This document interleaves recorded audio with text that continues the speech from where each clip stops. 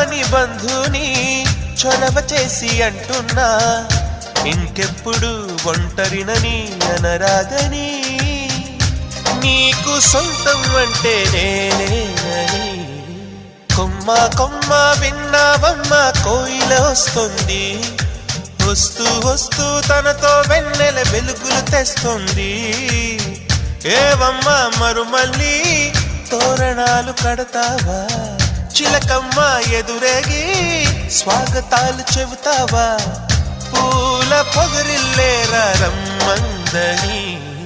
విన్నానమ్మ